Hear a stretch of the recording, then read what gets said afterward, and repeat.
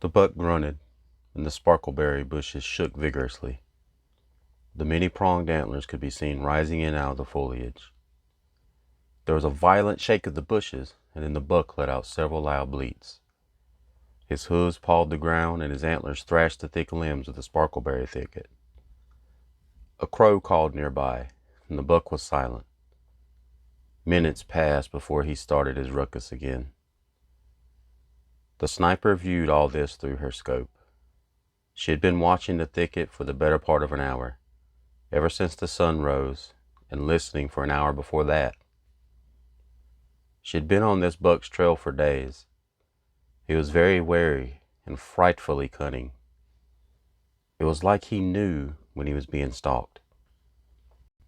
2 weeks ago, she tracked him to a spring in a narrow gully. She set her ambush to cover the only exit. She waited all day. He never came out. Just before sunset, she heard a grunt behind her. She turned to see him standing on a hill looking right at her position. She had no idea how he had gotten past her. She followed him into thickets, groves, valleys, and meadows time and time again, only to have him slip away somehow. This time, she had him, though. She had discovered his hideout. It was by nothing more than dumb luck. She was tracking 2 young bucks just to get some meat for the smoker.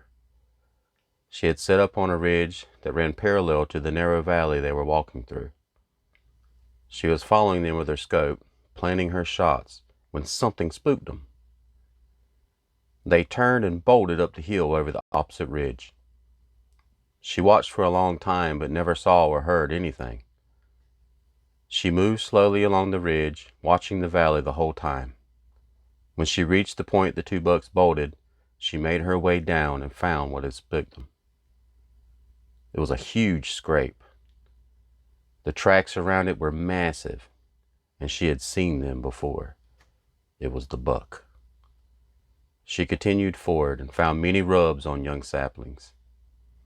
She found piles of dung, some of which she used to mask her scent by rubbing it on her cloak. A little further, she found a massive old antler shed and a tangle of grapevines. She followed the valley to an area where the 2 ridges converged, making a bowl where it ended.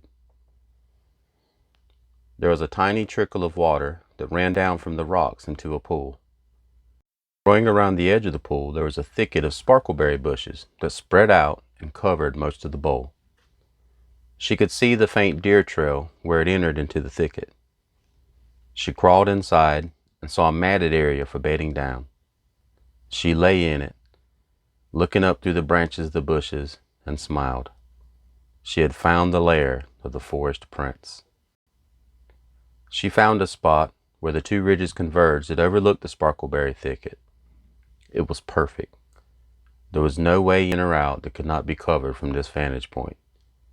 So she set up a blind and waited. Late on the second night, she heard him enter the glen. He drank and splashed in the pool. He moved around pawing and grunting before settling down in his thicket. She had him. She had been in position waiting ever since. As soon as he stepped out of that thicket, she would take her shot. It was another hour before the buck finally began to stick his nose out of the thicket. She watched as he stuck his muzzle out and sniffed the air. He grunted and retreated back into his thicket. Then he was silent. The sniper whispered, "Come on, you know you want to."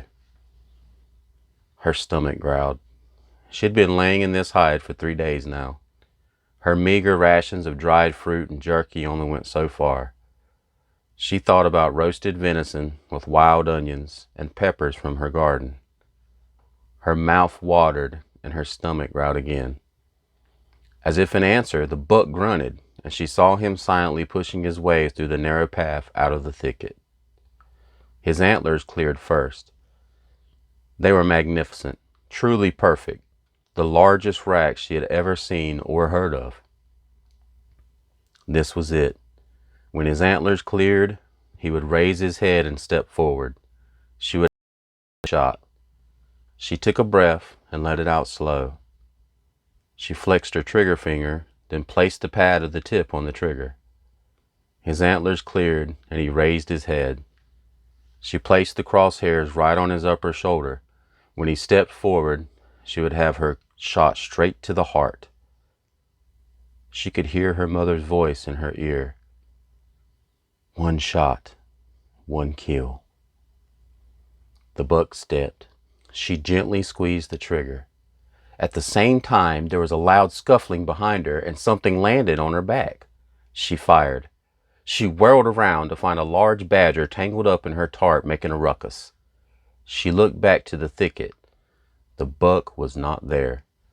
She looked further up the glen just in time to see the flash of his white tail as he bounded away into the brush and disappeared. The sniper jumped up and tore the tarp off the ground. The badger stopped his chittering and looked at her. "Dang it, Samuel! What the hell, man? I had him. You just ruined weeks of hard work." Samuel chuffed and chittered, bobbing his head up and down. It never ceased to amaze her how she could understand Samuel. It wasn't like she understood what his chittering and chuffing meant, but in her mind she knew what he was communicating to her. It wasn't just him either. There were other animals she could understand as well. She had come to know them as the enlightened creatures. Ever since she had come to these woods, she had experienced miraculous things. Samuel said, much apologies. We need your help. There are strangers in the deep wood again." Just what she needed. She was exhausted. She stank of a 2-week hunt and the deer droppings she rubbed on herself. She was voraciously hungry. She had lost her shot at the buck. Now there were strangers in the deep wood again. She would have to deal with it. Ever since the fall, people had increasingly come into the woods.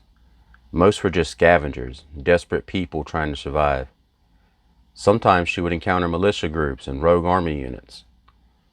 These people were usually just passing through and only required monitoring. No need to engage someone as long as they didn't disturb the sanctity of the deep wood or try to harm the enlightened creatures. However, there was one group she always engaged. A group that she tried with everything that she had to wipe from the face of this good earth. It was the same group that had taken her from her home all those years ago. The group that subjected her to vile, unspoken evils. The group from which she had escaped. The group that she would die before ever letting herself be taken by them again. The disciples of the goat. She encountered them occasionally, moving to their secret compound somewhere in the darker parts of the forest. Sometimes they would have children they had snatched from somewhere, taking them back for their perverse rituals. She had freed many and returned them home. It was her purpose now in this fallen world. She sighed and said, "Okay, best get back to the tower and you can show me where they are." Samuel said, "Yes, I show you. He scampered off, following the ridge around and dodging through the trees, making a beeline for the tower. The sniper followed close behind. It was midday by the time she could see the tower rising through the gaps in the canopy. That relief of being home washed over her. It was funny. She stumbled across the abandoned ranger tower a few months after she arrived in the deep wood. At first, it was just a place to shelter from the elements. She was living in a tent at the time, and the late fall weather was quickly turning to winter. The tower was insulated, powered with solar panels and a backup diesel generator. It wasn't perfect. She had made many repairs and modifications, but it had definitely become her home. They reached the base of the tower, and Samuel looked at her expectantly. She smiled and pulled a bolt free from one of the support beams. A long piece of railing fell free.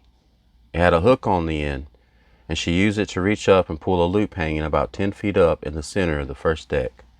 A spring-loaded hatch opened, and a ladder slid down.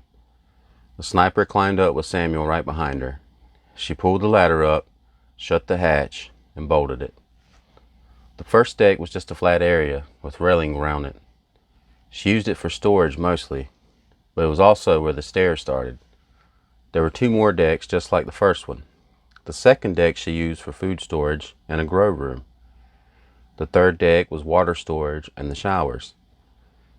There were 4 300-gallon tanks on each corner of the deck. 3 shower stalls sit along one side on a raised concrete platform. Above the third deck was the communications center. It had been the radio and electrical rooms for the tower. The radios still worked as far as she could tell, but she didn't spend much time with them and kept them off because they used a lot of power. The electrical room was where the solar batteries were stored and where all the breakers were. There was also a third room that was a kitchen. There was a small stove, a sink, and even a table with 2 chairs. This level also had a wraparound observation deck. The top of the tower was the cabin. There was a common room with 2 comfortable chairs, a coffee table, and a small wood stove. There were 2 small rooms, each with a cot and a small dresser. Between the rooms was a half bathroom with a toilet and a sink. A closet in the common room had a hatch that gave access to the roof where the solar panels were mounted. This was her paradise, her castle. This was her home. She and Samuel went straight to the observation deck by way of the kitchen. She set her gear down on the table, leaving her rifle slung across her back, and grabbed a can of Spam out of the pantry. She opened a drawer, grabbed a spoon, and stepped on the deck. There were telescopes mounted on each of the 4 sides. She tossed Samuel a big chunk of the Spam and said, "All right, where are the strangers?" Samuel walked to the east side of the deck, climbed onto the railing. He gestured with his head and said, "Strangers this way. Smell smoke." The sniper looked, and even without the telescope, she could see a thin wisp of smoke rising out of the trees. It was a campfire. Judging by the distance, it looked about 3 miles away. It was a little too close for comfort. She would have to get closer to see who they were and if they needed to be dealt with. She had a deer stand close to that position. Actually, she had deer stands, spider holes, and hides all over the forest. She turned to Samuel and said, "I'll go down and have a closer look. You go warn the others. Stay clear until we know what we're dealing with." Samuel chittered and scampered off down the stairs. The sniper finished off the Spam, walked back into the kitchen. She set the can in the sink and walked into the radio room. There was a tall metal locker against the far wall. She opened it, revealing several rifles sitting in a rack. A shelf at the top held several boxes of ammo and several neat stacks of fully loaded magazines of various calibers. She flung the .270 rifle from her back and placed it on the rack. She grabbed a scoped M14 with a suppressor off the rack. She worked the action and looked into the chamber. Satisfied, she grabbed a magazine, slapped it in place, and worked the action to load a round into the chamber. She slung the rifle across her back, grabbed a stack of magazines, placing them in pouches on her belt. She opened a drawer at the bottom of the locker. There were 6 pistols in holsters arranged neatly inside. She grabbed a Glock 19 and fastened the holster to her belt. She grabbed 2 spare mags and placed those on her belt as well. She closed the locker and walked back to the kitchen. She snatched her pack off the table and stuffed some food in it. Then she went to the sink and filled up her canteen and a Camelback. She went down to the first deck, walked behind the stairs. Hanging on hooks behind the stairs were 6 ghillie suits. She chose one that matched the foliage for this time of year. She slipped it on and fastened it. She said, "Okay, time to hunt men." She made her way to the stand and settled down. Using the scope of her rifle, she scanned the tree line looking for the smoke from the campfire. She spotted it and followed it down to the campsite. There was a large man with a long gray beard and a large axe strapped to his back. A long braid hung down one shoulder. He kind of looked like a modern-day Viking. There was another man tied up on the ground. She couldn't make out any details about him. The big man didn't look like he belonged to the disciples of the goat. He didn't have the face markings or that soulless, maniacal look in his eyes. She watched them, deciding if she would spend ammo or not. The big man leaned over the man on the ground. He said something to him. and then suddenly he yanked him up and held him by his shirt. The sniper got a better look at the man's face. She recognized him immediately. Her eyes flashed and her trigger finger twitched. It was the ferret, a skeevy little meth head who snatches kids for the disciples of the goat.